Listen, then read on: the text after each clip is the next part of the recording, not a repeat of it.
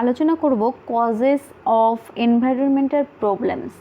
আমাদের যে এই যে পরিবেশ, এই যে এনভায়রনমেন্ট, এটার কি কি কারণ, কি এই যে যে বিভিন্ন প্রবলেমগুলো হচ্ছে, কি কারণে প্রবলেম হচ্ছে, আমরা প্রত্যেকেই কিন্তু জানি। এই বিষয়টা আমাকে নতুন করে তোমাদেরকে শেখানোর বা বলার কিছুই নেই। পরিবেশ দূষণ কিভাবে ঘটে বা পরিবেশটা কী করে দূষিত হচ্ছে, এটা আমাদের মানে অজানা কারোরই নয়, প্রত্যেকেরই জানা বিষয়। তবুও আমাদের যেহেতু আমাদের সিলেবাসে আছে, অবশ্যই আমাদের একটু জানতে হবে বিষয়টা। একবার একটু আমরা ঝালাই করে নেব। সেটা হচ্ছে এই যে আমাদের এনভায়রনমেন্ট, পরিবেশটা, এই যে আমাদের পরিবেশটা কীভাবে কী কী সমস্যার সম্মুখীন হচ্ছে, কী কী দূষণ ঘটছে, এই বিষয়ে কিন্তু আমরা আলোচনা করব।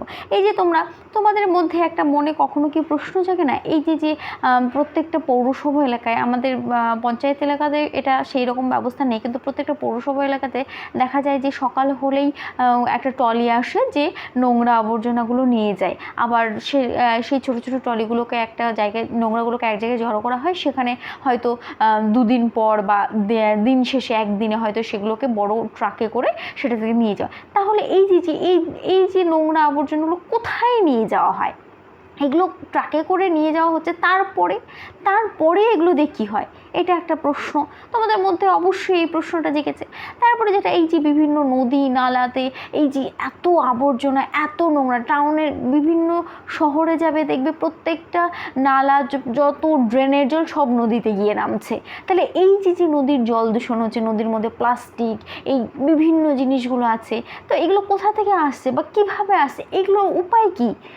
এই প্রশ্নগুলো কিন্তু আমাদের প্রত্যেকেরই আমরা ভেবেছি যে এটা কেন হচ্ছে, এটা কিভাবে সম্ভব, বা এটা কি করে প্রতিরোধ করা যায়।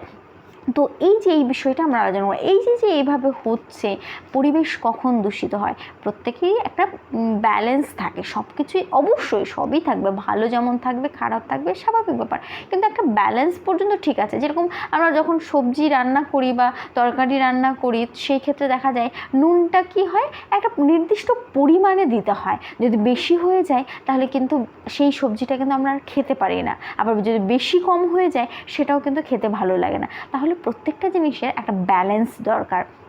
পরিবেশ দূষণটাও কিন্তু সেই যে, হ্যাঁ ঠিক আছে, ফেলতে হবে, ফেলো, বা যেগুলো পরিত্যক্ত জিনিস সেটা ইউজ করো বা ফেলছো, ঠিকই আছে, কিন্তু একটা লিমিট তো রাখতে হবে। যেটা বর্তমানে যেটা হচ্ছে সেটা কিন্তু আনলিমিটেড হয়ে যাচ্ছে, ফলে কিন্তু আমাদের পরিবেশটা বিশালভাবে দূষিত হয়ে যাচ্ছে। তাহলে কি, এই যে বিভিন্ন প্রবলেম আমরা বললামই, in recent times this environment problem of pollution have become very serious। বর্তমানে কিন্তু প্রচণ্ড সিরিয়াস হয়ে গেছে। As per scientific studies the harmful effect can't be change. এই যে হার্মফুল বিভিন্ন ইফেক্টগুলো হচ্ছে, এটা কিন্তু কোনোভাবেই চেঞ্জ করা সম্ভব নয়। এই যে পরিবেশ দূষণের ফলে বিভিন্ন সমস্যা তৈরি হচ্ছে, এগুলো কিন্তু কি করে চেঞ্জ করবে? যে সমস্যাটা চলে এসছে বা তৈরি হয়ে গেছে, সেই সমস্যা কিন্তু সমাধানের কোনো রাস্তা নেই, সেটা কিন্তু চেঞ্জ করা যাবে না।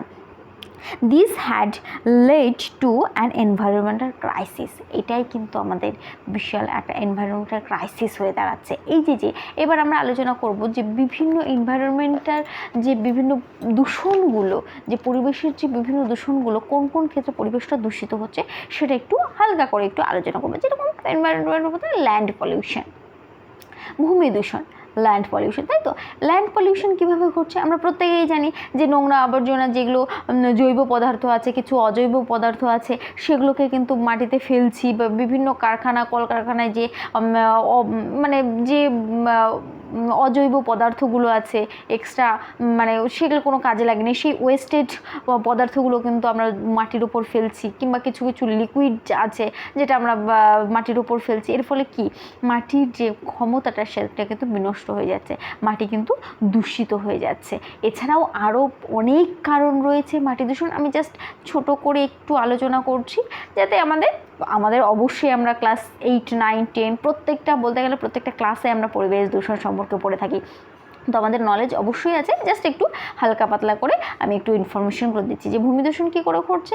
বিভিন্ন অজৈব পদার্থগুলো, জৈব পদার্থগুলো মাটিতে ফেলার ফলে যৌগ পদার্থগুলো, যেরকম ক্যারি ব্যাগ, প্রচুর পরিমাণে ক্যারি ব্যাগ ফেলা হচ্ছে, প্রচুর পরিমাণে লিকুইড যে বিভিন্ন দ্রব্যগুলো, যেটা ফেলে দেওয়ার জিনিসগুলো, যেগুলো আর কোনো কাজে লাগে না, সেগুলো ফেলার ফলেও কিন্তু মাটি দূষণ হচ্ছে।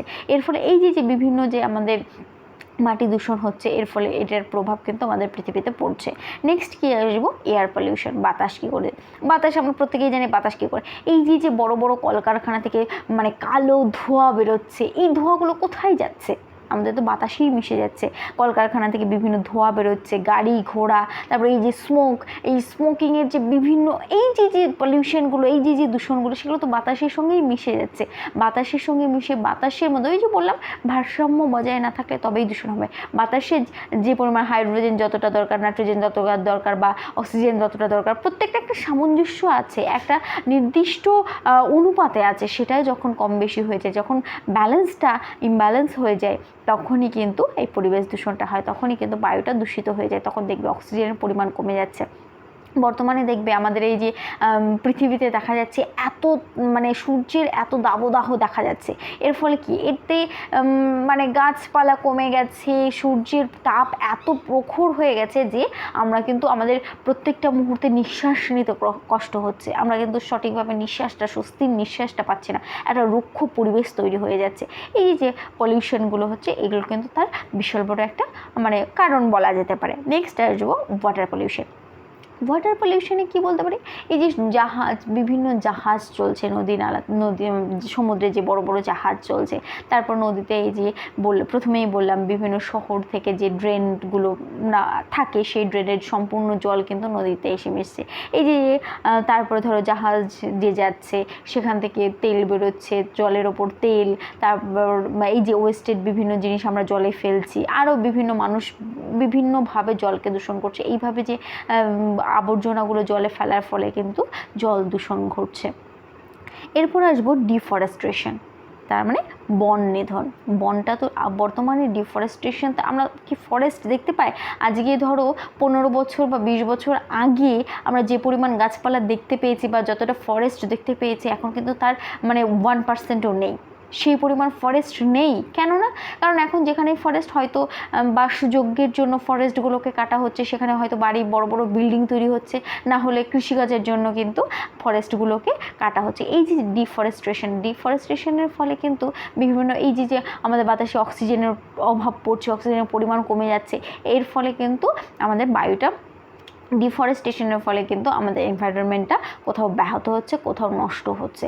এরপর যেটা আসবো সয়েল এরোশন, মানে ভূমিক্ষয়। ভূমিক্ষয় হচ্ছে বিভিন্ন কারণে কিন্তু ভূমিক্ষয় হয়ে থাকে, যেরকম প্রাকৃতিক বিভিন্ন কারণ, যেরকম বৃষ্টি হচ্ছে, প্রচুর বৃষ্টি হচ্ছে, আমরা যেহেতু ডিফরেস্টেশন করছি, গাছগুলো কেটে ফেলছি, ফলে কি মাটিগুলো তো আলগা হয়ে যাচ্ছে, মাটি গাছ যেমন তার শিকড় দিয়ে মাটিগুলোকে শক্ত করে আঁকড়ে ধরে রাখে, সেই আঁকড়ে কিন্তু এখন আর ধরে রাখার কেউ নেই।